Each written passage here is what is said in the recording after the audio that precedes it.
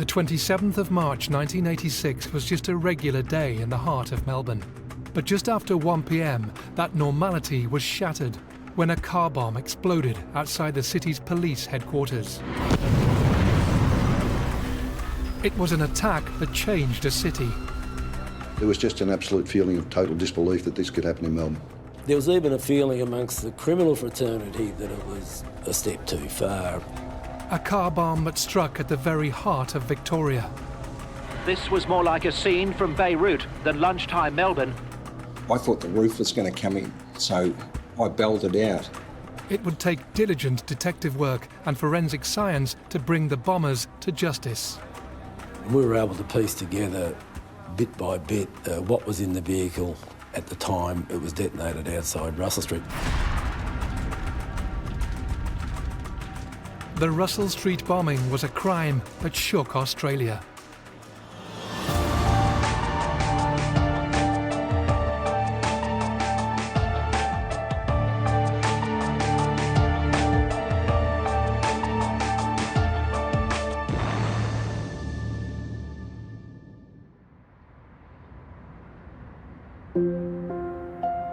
It was approaching lunchtime on the 27th of March 1986.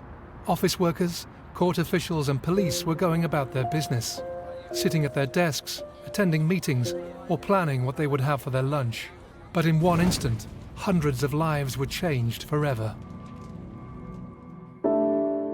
At the third stroke, it will be 12, 59 and 50 seconds.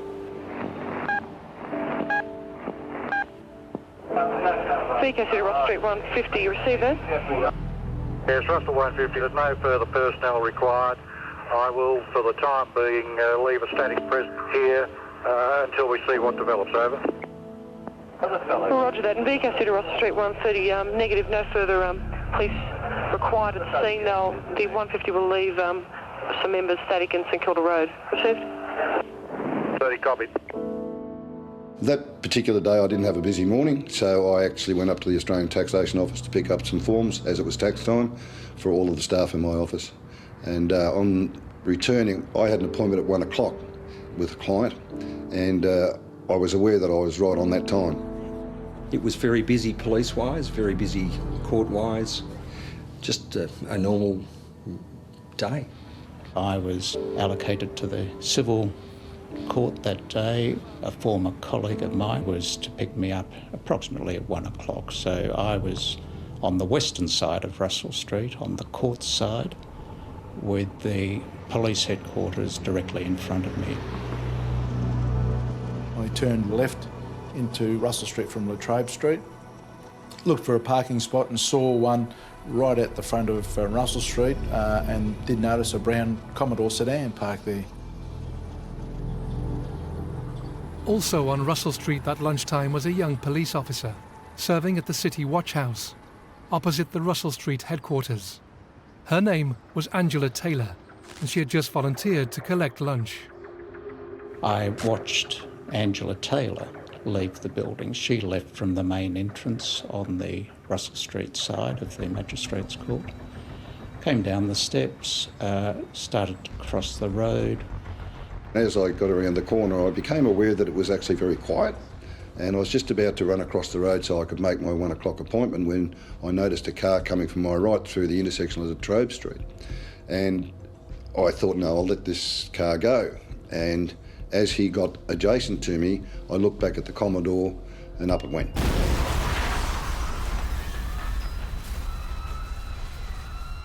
Russell Street 750. POC Russell Street 750. Russell 750. 750, I presume you heard that loud explosion right next to you? Russell 750, it totally shattered our windows. Roger that, Russell Street 306. All units approach with caution just in case there's a second. There is 214 in St Kilda Road just approaching the city. What's going on? We're having loud explosions. We've had a car bomb in Russell Street outside the police station. Unbeknownst to the witnesses that day, the Holden Commodore parked outside the Russell Street Police headquarters contained almost 60 sticks of explosive, packed into the boot, centre console and glove box of the car. It blew me about 6 or 7 or 8 metres back into the bluestone wall of the magistrates' court. The car completely disintegrated and there was metal flying everywhere. All of a sudden then I was aware that my left thigh had been struck by something. My second thought was that this is a bomb. Yeah, that car's still on fire. Can we have the fire brigade here, please? Roger, stand by. I looked behind and saw this big black plume of smoke, saw that it was in the vicinity of Russell Street. People are coming out, walking towards to see where that explosion is coming from. Right back. A sea of confusion, and as you may see in some footages, the people are coming out, the minor explosions now occur. There's been a second explosion. Units, stay away from the area. What were I believe to be petrol tanks and the likes. But even as a trained investigator, I didn't turn my mind to a terrorist act. I'm sure there was a shock component that kicked in because although I had clearly a serious injury to my leg, I wasn't even aware of the pain.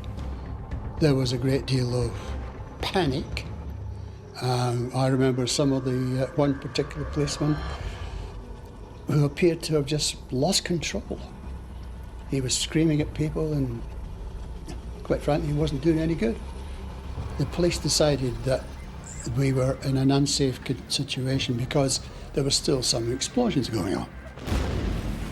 So I was told, take your ambulance and the people you've got on board and move further back. The communications section was on the first floor, which is only just slightly above the level of the street.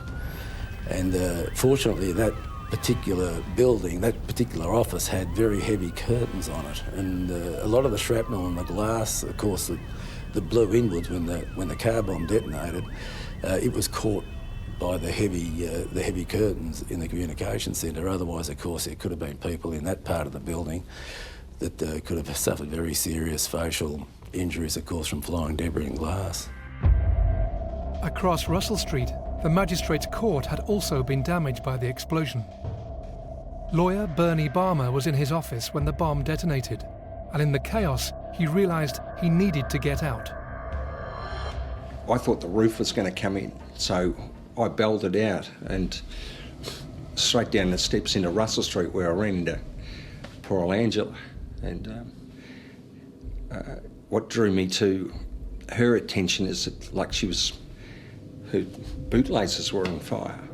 Her clothing had been predominantly blown off. Angela Taylor had been caught by the full force of the blast and had suffered horrific injuries. She was the bravest girl of all get out, and she was uttering things like the bastards and shit like that. She must have been in huge pain. 7507, we have people with injuries. We require an ambulance, please. I was working retail and it was just a small toy shop, and I had the radio on and they said there's been a bombing and there's been a woman that's hurt. And my first instinct and thought was, it's not my Angie. They're talking about a woman, and I've got a little girl. Angela and the other wounded, including fellow officer Constable Carl Donadio and Ian West, were rushed to hospital. The two men were suffering from severe leg injuries after being hit by shrapnel. Back at the scene, there was a dawning realisation that the very fabric of Melbourne had changed forever. It just, all of a sudden, everything changed. From a bustling city that Melbourne was in that time, it went quiet. It was an unusual quietness all through Melbourne that I'd never really seen before. There were people on the streets, but a lot of people just standing around, couldn't understand what was happening. We couldn't even let people in to put the fire out at that stage because we didn't know what else was there. and ended up having a man suited up with the appropriate clothing protection to go in there and put the fire out. As soon as the fire was under control, police moved in to lock down the scene and ensure there were no further explosive devices. The fact that Australia was at that time unfamiliar with the threat of terrorist bombs made their task all the more challenging. Immediately after the bombing, and even the first responders, there was just an absolute feeling of total disbelief that this could happen in Melbourne. Before this incident, we'd had minor incidents that might get you a bit concerned, but this was an absolute attack on police and society in Melbourne.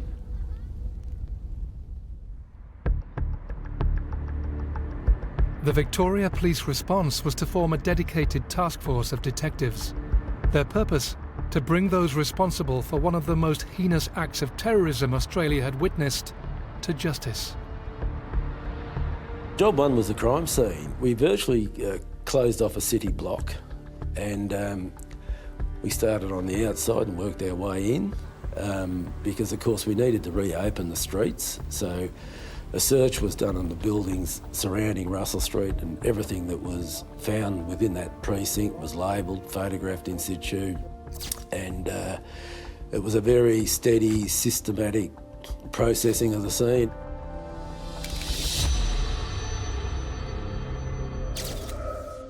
As detectives began to piece together the vast quantities of forensic evidence at the scene, tragic news reached the task force. Their friend and colleague, Angela Taylor, had lost her fight for life 24 days after the explosion. She was the first female police officer in Australia to be killed in the line of duty. She was compassionate, and if she had a skill that she could help someone with, she would want to use it. Yeah, that's pretty well why she wanted to join the police force. Yeah, she wanted to make a difference. She wanted to put something back into the community. She was that way inclined. It was a comfort to know that the people that she worked with wanted to do what they could. I remember there was a young woman that was in her squad that wanted to be outside her room, and she volunteered to do that. And that must have been very hard because the whole squad, I'm pretty sure, was close to Angela. I think it's fair to say investigating the murder of a colleague it has a lot of responsibility. You have to maintain a very strict discipline around this is another investigation. But behind it, of course, there is a fact, and an indisputable fact, that this was an attack on us.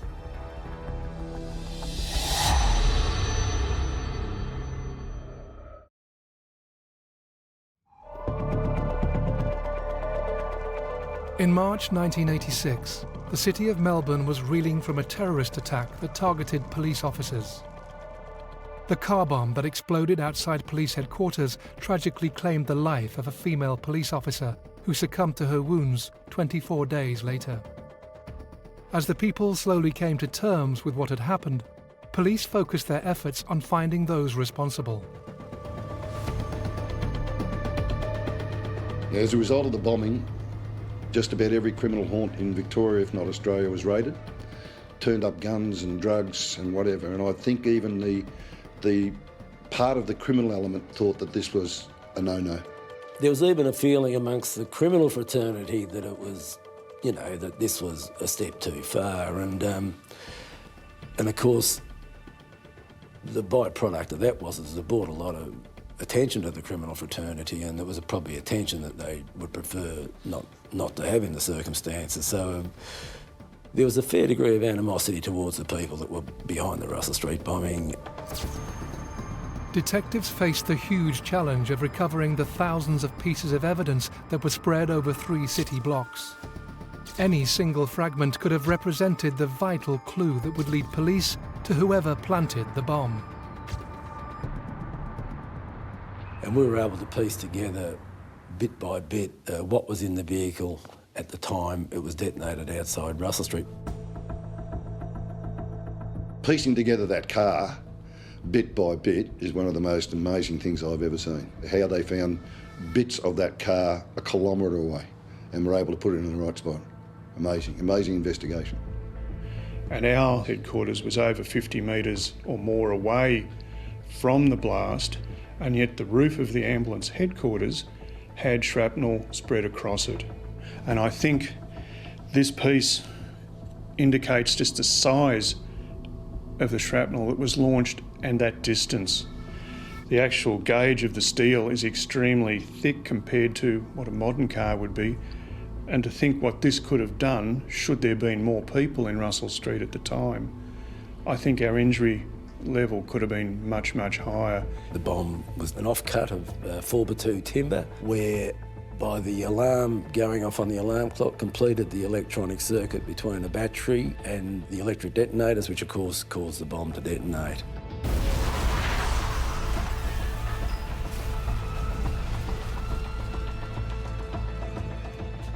A crude but effective device. Despite the fact the scene was littered with forensic evidence, police were still unable to pinpoint any individuals who may have been responsible for planting the bomb. That was to change, however, when the Russell Street Task Force were made aware of a bank robbery that took place just hours after the bombing. 4 o'clock on the afternoon of the bombing, there was an armed robbery committed on the National Australia Bank at Donvale. The getaway vehicle was a silver Holden Brock Special. That silver Brock Special was located in the Yarra River at Wonga Park, a northern suburb of Melbourne, some days after the Russell Street bombing. This vehicle was put on the back of a flat-top trailer and taken to the Coot Road compound, and 2 detectives from the Stolen Motor Vehicle Squad were there to meet it. Sitting in the corner of the Coot Road compound was the remnants of the Russell Street bomb car. So Arthur Adams and John Bradbury, 2 of the detectives from the Stolen Motor Vehicle Squad, they started out of curiosity looking at the bomb wreck, and they were both surprised to see that the identifying numbers in the chassis had been drilled out, because that to them was an unusual way of removing identifying numbers from a vehicle. The most common way of doing it was to grind them. The Silver Brock Special arrived on the back of the flat top, and it was unloaded, and they opened up the bonnet, and the first thing they noticed was it had also had its chassis numbers drilled out. They were rather astonished. They found 2 vehicles in the one place on the one day that had been dealt with in an identical fashion. So Arthur Adams, the sergeant, came back to the task force office, and he made a statement there, and then he said, "I believe the person who stole the bomb car also stole that Silver Rock Special." Detectives now turned their attention to the theft of the car involved in the bank robbery. Police discovered that the getaway car's number plates had actually been recovered following a car chase some weeks before, involving known criminal Peter Reid. Could he be the link between the bomb car and the getaway vehicle? On the 25th of April 1986, almost a month after the bombing, police raided 3 addresses connected to Reid and his brother, Stephen Komiarzik. It was Anzac Day, it was the 25th of April. A series of raids were conducted simultaneously at Reid's address in Callista, at 15 Harros Avenue, Nuttawading, and at Stephen Komiarzik's address in Olive Grove, Boronia. As the detectives approached the properties, they were tragically unaware of what lay ahead. The robbery squad members who went to Peter Reid's address were met with gunfire. He's standing up on the bed, shooting it out. Mark Wiley got shot in the stomach, who was lucky to survive. Mark was one of the first people through the door at the Callista address.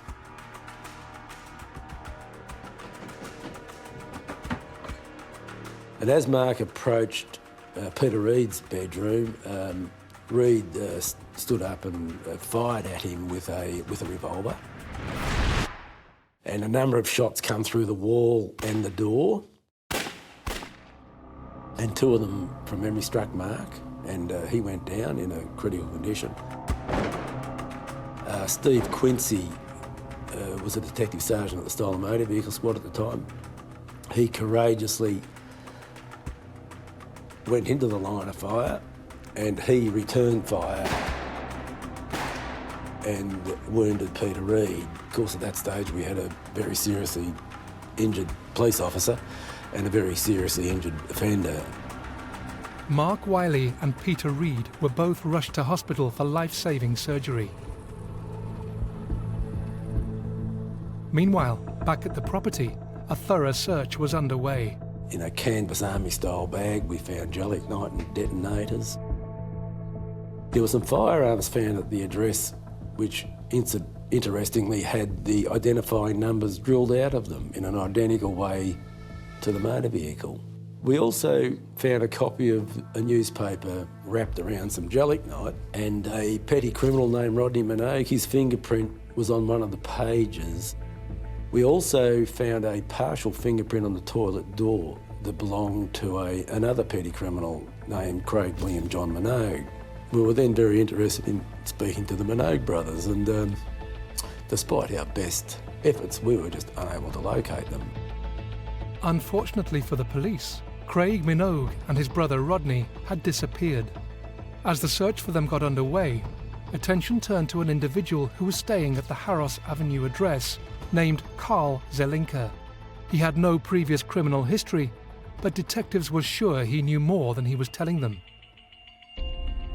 We actually spoke to Carl and spoke to him about his knowledge of the Minogues, and he denied knowing them and denied knowing Peter Reid. And we knew that wasn't right because we'd spoken to his neighbours, and we'd shown neighbours photographs of the Minogues and Peter Reid, and neighbours had identified them as being people that frequented 15 Harros Avenue, Nunawading. So Carl was lying through his teeth to us, but we couldn't quite work out what the motivation for it all was at that stage. From the examination of the crime scene, the forensic were able to put together how the bomb had been set up. And it had been put on a block of wood with an alarm clock. As a result of going to Harros Avenue, Nunawading, we found that the block of wood matched a fence post at Harros Avenue. Some slivers of timber which fitted perfectly across a fault line in the bomb block and also still attached to the fencing. So we knew in our own mind then scientifically that the bomb block of wood had come from the fence line at 15 Harros Avenue, Nunawading. And we then formed a fairly strong view that Carl Zelinka knew a lot more about the Minogues and Peter Reid than he was telling us.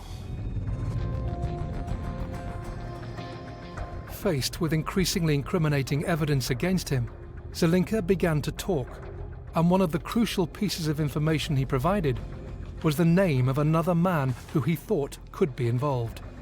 They used to refer to him as Stan the Man, and I had a very diligent detective on my crew named Mark Harris, and I said to Mark, go to the record section and find Stan the Man. And he found a male person in his early 50s, Stanley Brian Taylor, whose driver's licence was registered to the Minogues' parents' address. That then formed the identification of Stan the Man. Yeah, he'd been involved on the wrong side of the law for most of his life, from the age of 12, I think. And he'd done a lot of hold-ups and other crimes. He was a serious armed robber, really not the type of fellow you'd expect to be hanging out with a couple of young fellows like the Minogues.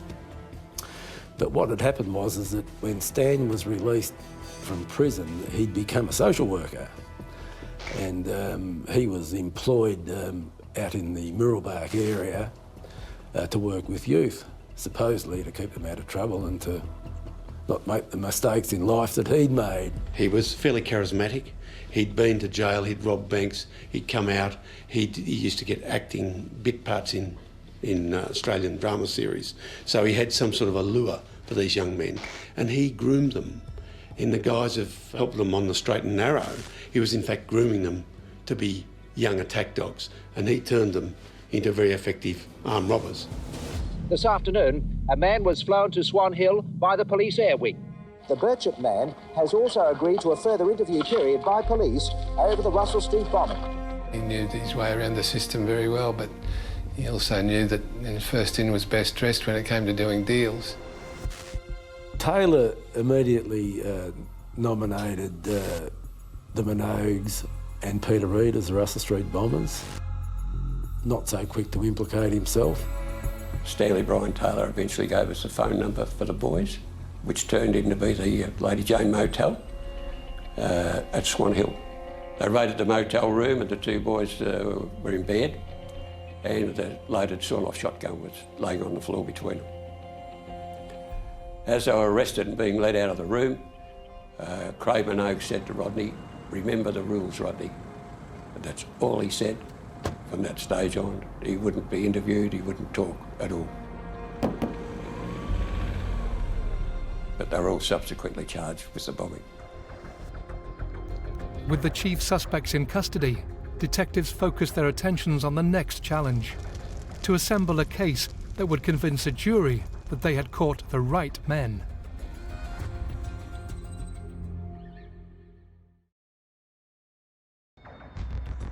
In 1988, the trial began of the men charged with committing one of the most heinous acts of terrorism in Australian history.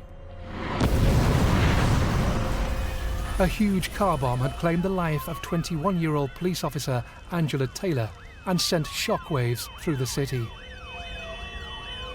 As the court date approached, the meticulous and diligent police investigation into who had planted the bomb was about to be revealed. The volume of physical evidence was staggering, really, and how we could tie each person into it. But all that had to come into the court, so it was good evidence. Another major source of evidence came from an associate of Craig Minogue, Taylor and Reid, called Paul Hetzel. He had a history of violent crime and robbery, and when arrested in June 1986, he agreed to tell what he knew about the plot. He described the alleged bombers as having a hatred of police and a desire to kill as many officers as possible. Now, Hetzel was an interesting character. He knew straight away who was involved in the Russell Street bombing, and he'd been privy to conversations in the lead up to it, and we located him a couple of days after the arrest of Stan Taylor, and Gary Ayres and I interviewed Paul Hetzel over the course of a day or two, and he told us the whole history, filled in a few missing spots that we were unaware of course, and that Karl Zelenka wasn't aware of. So Hetzel virtually filled in all the missing pieces that we hadn't at that stage. The trial of the alleged bombers began in January 1988. Peter Reid, Craig and Rodney Minogue, and Stan Taylor faced a number of charges, including murder and conspiring to blow up the Russell Street Police headquarters. In proceedings before the trial started, the charges against Stephen Komiarczyk were dropped due to insufficient evidence. The offenders were faced a committal proceeding at the Melbourne Magistrates Court, and in fact I was the first witness. And I gave my evidence of my observation. And as I walked out of the court, Craig Minogue spat on me. And I just looked at him and walked out. Well, it was one of the longest criminal trials in Victoria's history. Trial raged for months. Witnesses were in the witness box for days on end. The integrity of people was attacked by defence counsel, as is normal in a high-profile criminal trial. I will say this, Hetzel and Zelenka gave evidence that, in my mind, was 100% truthful. We'd corroborated virtually everything that those two men told us.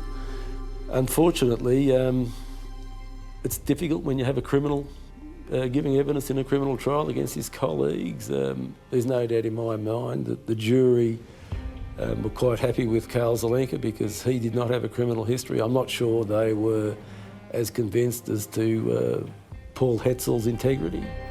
In August 1988, and after a trial that lasted almost 8 months, featuring 156 witnesses, at last the jury returned its verdict. Stan Taylor was convicted. He was sentenced to life imprisonment, never to be released. Craig Minogue was convicted. He was sentenced to 40 years with a 27-year minimum. Young Rodney Minogue was convicted and sentenced to accessory after the fact to the Russell Street bombing. Peter Reid was acquitted. However, he was convicted by the jury of using a firearm to prevent apprehension and attempted murder of Detective Sergeant Steve Quincy, who was the police officer who actually shot him. Peter Reid's acquittal was a bitter pill.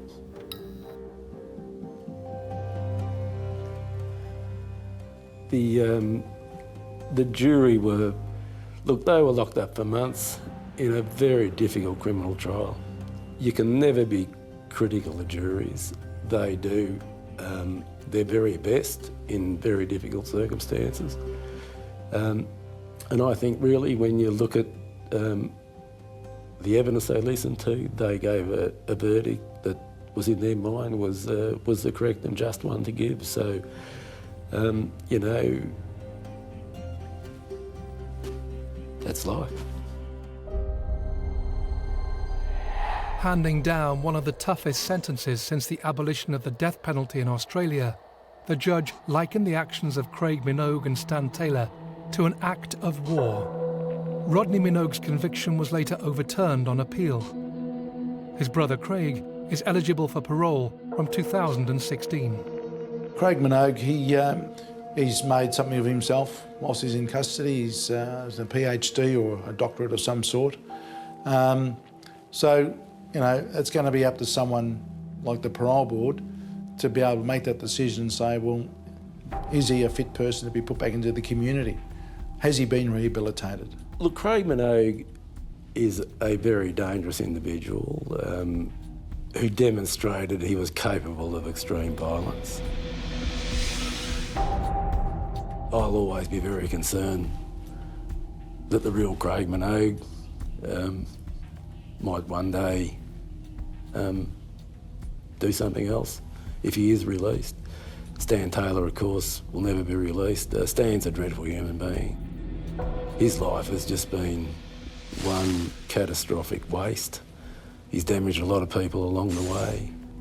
My understanding is he really has a visitor in prison, and he's going to die in prison, a lonely old man, and which is really what he deserves. 7507, we have people with injuries. We require an ambulance, please. It was a statement of war, and all I can say is those who were involved in it, all I can say, they are the biggest fucking cowards you can ever imagine. How dare they, with a car full of explosives, park out in front of a police station, have no regard to anyone coming in and out of courts, walking up and down streets, and are prepared to blow everyone up. I'd look them in the eye and tell them, you're just fucking cowards.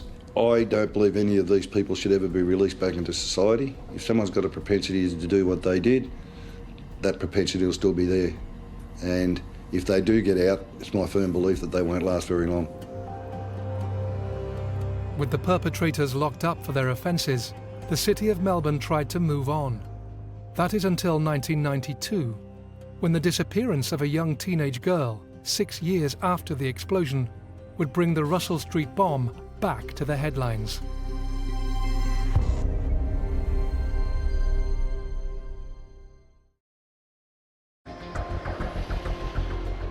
With the Russell Street bombers behind bars after a trial that lasted 8 months, Melbourne began to move on. Until the abduction of a girl made headlines, and rumours began to circulate that it was connected to the bombing. Prue Bird was the teenage daughter of a woman called Jenny Bird, and Prue Bird disappeared in 1992. One sunny Sunday afternoon, she vanished from the face of the earth. Her mother suspects from very early days that it's a very sinister disappearance connected with her mother's connection with this major criminal. Prue's grandmother, Julie, had started a relationship with a man closely associated with the Russell Street bombing. His name was Paul Hetzel, the star witness in the trial of the bombers back in 1988.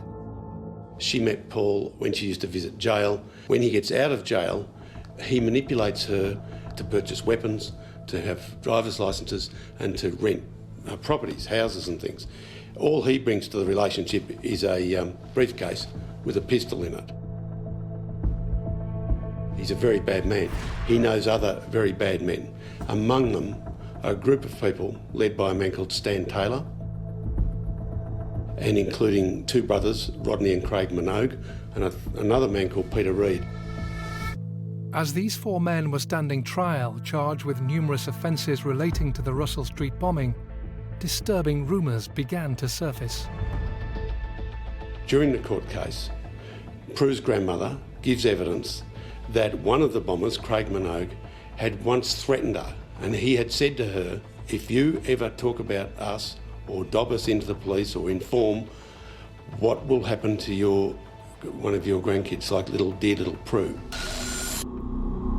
Allegedly, Minogue made that threat to the Hetzels when Prue Bird was there at 7 years of age, asleep in the other room. Now, Craig Minogue denies that, but I believe the Hetzel.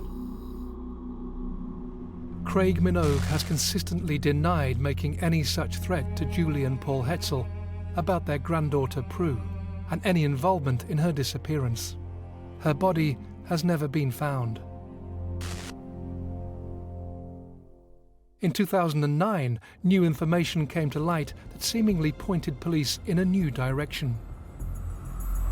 17 years later, in jail in Victoria, a very bad man called Leslie Camilleri starts talking about being connected with not only the murders he's been convicted of, which were horrific murders, he starts to tell people that he was involved in the Prue Bird case. The police get to hear about this. They go and see him and they said, look, we just want to clear this up, can you help? Leslie Camilleri is a monster, but he's a monster who doesn't want to get himself killed in jail.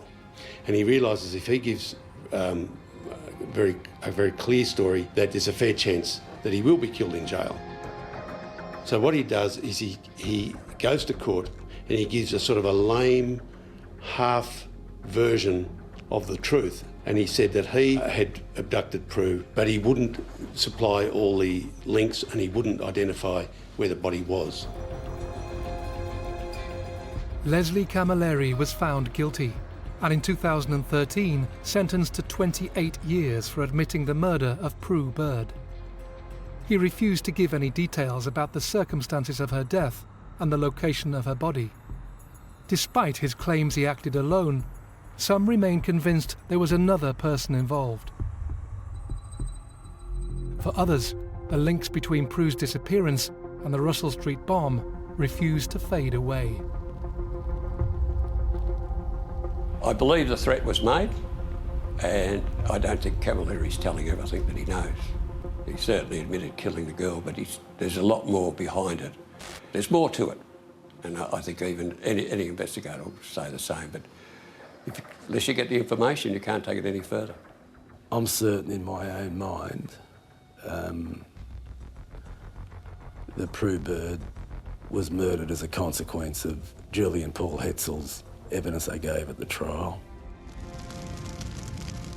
The Russell Street bomb was one of the first major terrorist attacks the state of Victoria had witnessed. It is nothing short of miraculous that the explosion claimed only a single life. Both Ian West and Constable Carl Donadio, who were severely wounded by shrapnel from the bomb, recovered from their injuries. The mental scars for them and the city as a whole, however, were not so quick to heal. It seemed to me that criminals in Victoria had reached that moral level where they just didn't care what they did. And I think Russell Street was the start of that. The Russell Street bombing was a turning point in the history of Melbourne. It is still talked about, and it's amazing how many people, when it comes up or the anniversaries come up, Everyone remembers where they were and what they were doing at that particular time. Probably won't leave me.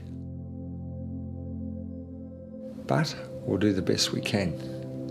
But I just feel so sorry for the Taylor family. As I said, they haven't had the benefit of seeing her marry, having grandkids.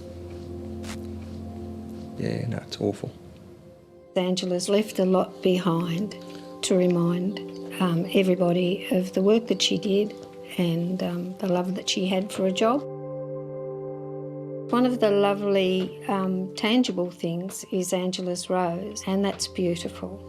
And that's around some police stations and, it's everywhere, isn't it, Arthur? And so we have the Blue Ribbon Foundation with all the fun runs and activities where money is raised. It goes to giving equipment to hospitals so that the life continues on. Even though we haven't got Angela in her way, she's still working to save other lives.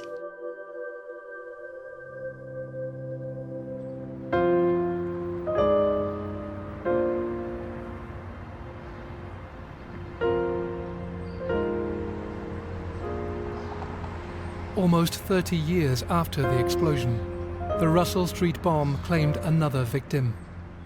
Mark Wiley, the detective shot during the raid on Peter Reid's address, tragically took his own life in 2014. Yeah, Mark Wiley was a colleague of mine in the Victoria Police and a thorough gentleman and one of the best investigators I ever worked with. And he's a perfect example of the effects of trauma can have on you years later. Now, we all knew Mark was in a bit of trouble mentally for the last 12 months of his life. A lot of people tried to assist him, but unfortunately it didn't work. I don't think Mark ever recovered. He had demons after being shot and the dreadful consequences of that. One of the tragedies of it all, that people don't know what's going on in other people's heads or their minds or their hearts, and often they don't seek the help they clearly need. Although tragically it's only clear that they need it after the event and after it's too late. Constantly dealing with traumatic incidents and constantly being in a situation where there's a degree of physical risk, there's no doubt in my mind that that we all pay a price for that. I think we really need to do a lot more work around looking after some of those people than we probably do at the moment. And I think Victoria Police as an organisation, we're really starting to closely look at this now and starting to put things in place where we deal with this. See, of course, the difficulty is when these people leave our organisation, they get lost. And you know, I think Mark was an example of that.